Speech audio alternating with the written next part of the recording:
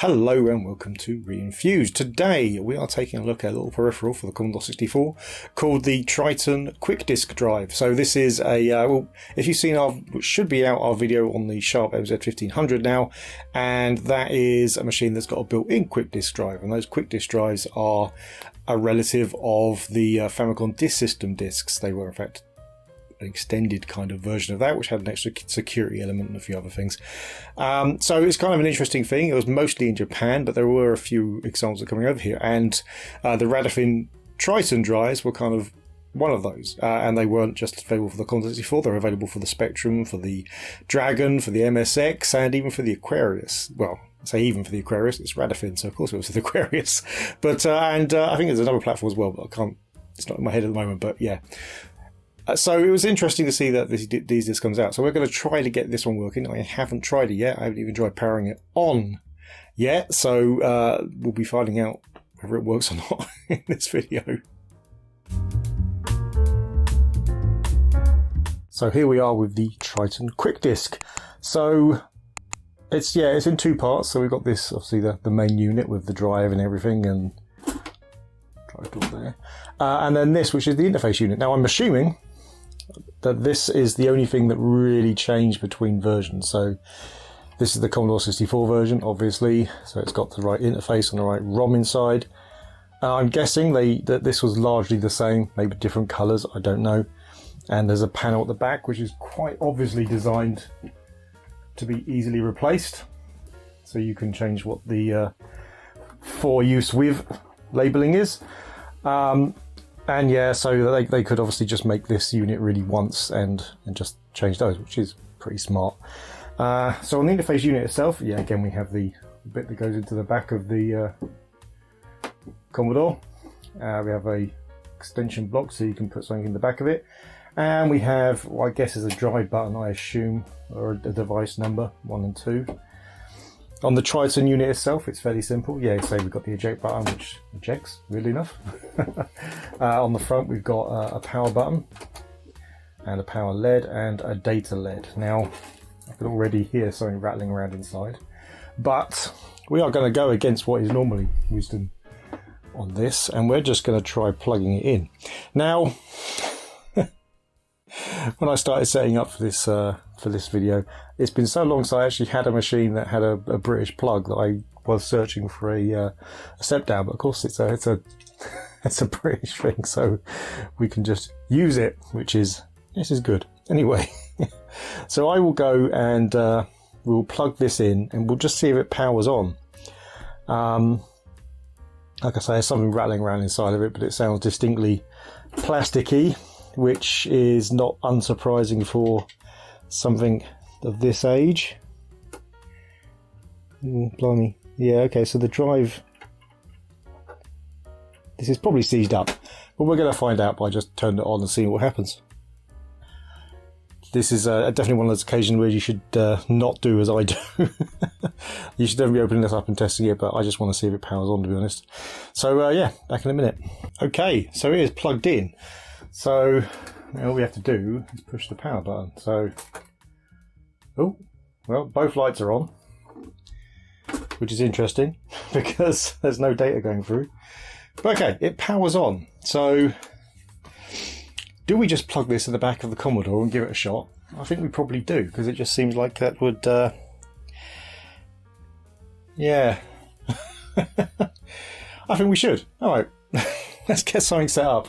Okay, so the quick disk is plugged into the Commodore 64. Commodore 64 is plugged into my recording system, which will hopefully record this. We'll find out. The quick disk isn't on, so I think we just try it without it being on to begin with. And oh, signal. Oh, that's not right. Turn off. Okay, so I know the C64 was working because I tried it before without anything being plugged in. I'll be back in a sec. Right, so I have tested the C64 again, it's working. And I have cleaned the contacts on this and reseated it. So let's try it again with that plugged in.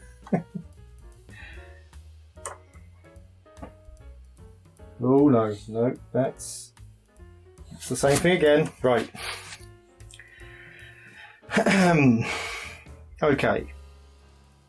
Well, we may as well just try turning the thing on, right? I mean, in for a penny and all that. Right, so the quick disk is now on. Power on. Oh, hello. Well, yeah, we've got, okay, Commodore 64. Keyboard working? Okay, we've got a live 64. Okay. I don't know how to use this drive. That's the other thing. So, okay, give me a second then. I'm going to power all this down and I'll find some instructions and then come back. So I couldn't really find anything. There was a couple of videos online, but they didn't really show you them using the drive. They just showed it doing stuff. So I'm going to try a few features that were in the other drives, because I did find some manuals for the Aquarius one, just to see if they're the same. I can't believe they will be. So these are one of the commands. Nope.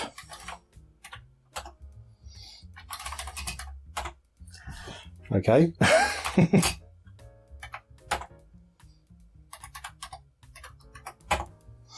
Yeah, so this is going to be more difficult than I expected.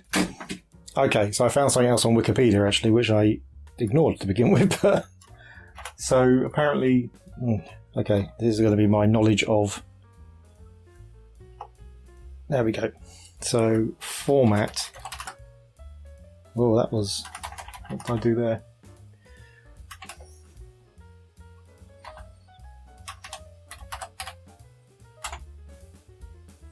No. So I'm going to guess that this drive is actually not working.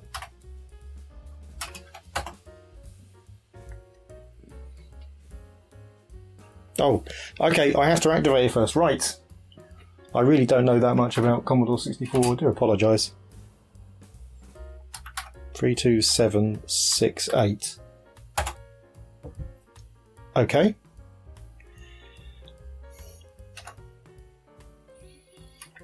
Let's try a duh. No. Okay, so I think this is probably not working then. That's a shame. We can at least take it apart and just have a look at what's inside, but yeah, it doesn't look like it's going to work, unfortunately. I guess we could try reseating it a couple of times, see what happens. Okay, let's take a look inside the interface box. See, plainly that was partially working at the very least, because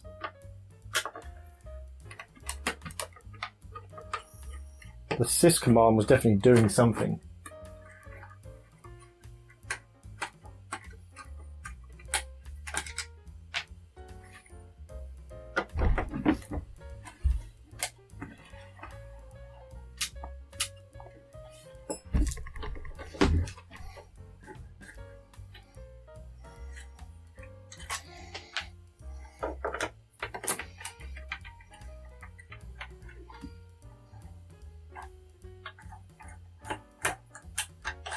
And if we try to turn the C64 on without the quick disk on, it was just showing that black screen. So it must have been trying to read from the ROM. It must have been successful when the machine was on. So yeah, interesting. Oh, there we go. 2 parts. Oh, and that's not. There you go. That's kind of just pushed onto some pads. So, well, then we have this weird sandwiched board thing. The interface card at the bottom.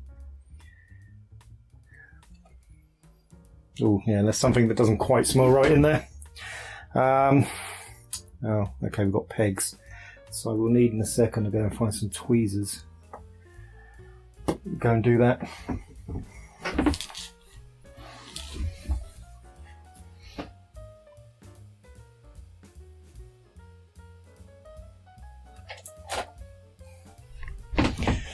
Right, so let's see if we can actually get these through without damaging anything. Because I would like to try and fix this if it's possible. Not in this video, I'm afraid, but you know, eventually. That's one through. 2.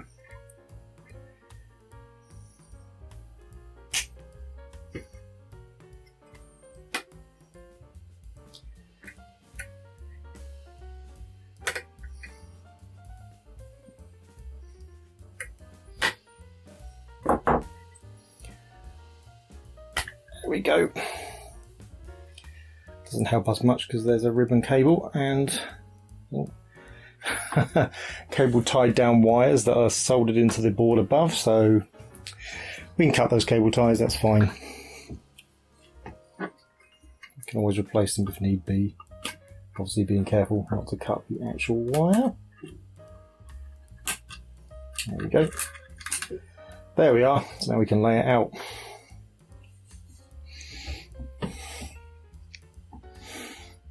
Right, that's a fairly, bare bones really. So that'll be the ROM there. So that's... I don't know what ROM type that is, if it is one. We've got Ferranti ULA over here, so if that's gone, we're buggered, because that's never coming back. This, which I think is memory, I'll have to check that though. A couple of logic chips. Some more over here, and one more there, and what's that? Yep, that's another one there. Right, so it's fairly simple board, really. I'd be amazed if there was that much wrong in here, other than one of the chips having fried, of course. Oh look, there we go. So probably quite hard to see because it's on silk screen. But there's Radofin. So Radofin, if you don't know them, they did quite a lot in the early gaming console world and computer world, and we're also responsible for designing the Aquarius as well. We've done a video on them. They're kind of one of those companies that are just forgotten nowadays, so yeah, it's a shame really, but yeah, we did a video on them, so go and check it out if you want to. Other than that, I can't see anything explicitly wrong. There's some slightly ropey soldering. Let me get a magnifying glass. Oh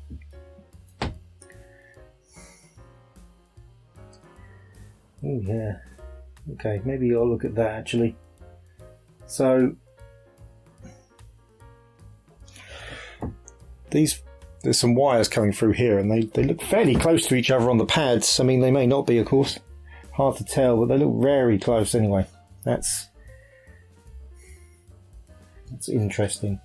But yeah, it's an interesting board. Now I've got an agreement with somebody, so I'm going to be desoldering the ROM chip and trying to get a dump of it, because they have given me a dump of the Spectrum version.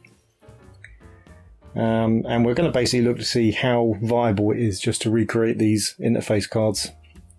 The ULA, of course, will be an issue, but there's every chance that it's the same ULA.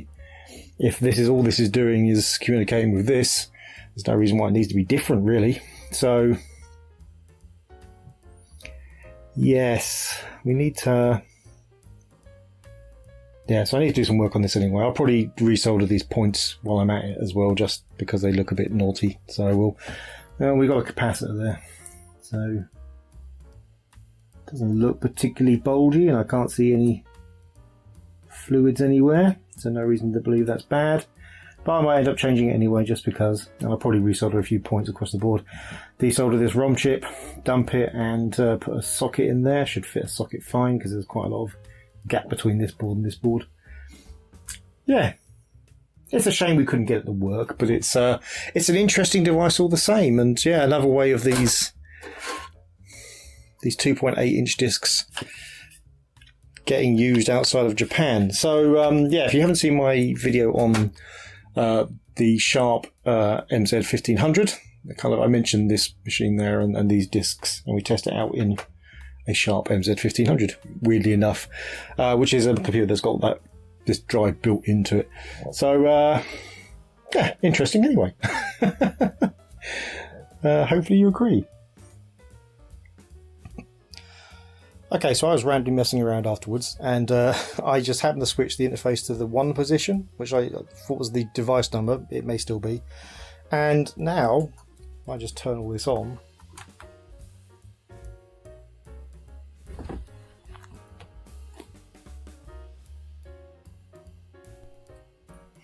And if I type in the sys command now, we get that. So that switch needs to be in position 1. So, I mean, I haven't tried anything other than that, so let's give it a quick try. So, oh, the dry's moving.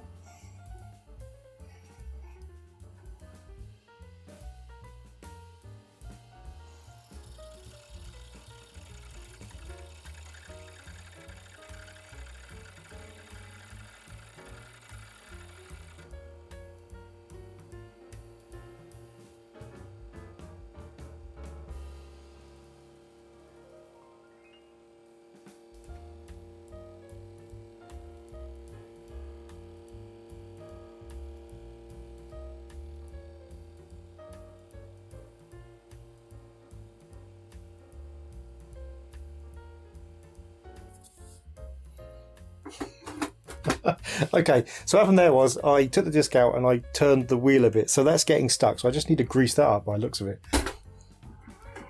Yeah, so I think basically what's happened is it needs greasing, and I think probably there's a belt inside that's gone as well, so we need to look at that. But yeah, we'll do it at some point. But it kind of works, more or less, at least it definitely, the interface works, so that's something. Anyway, sorry, I've massively increased the size of this video with this bit of video.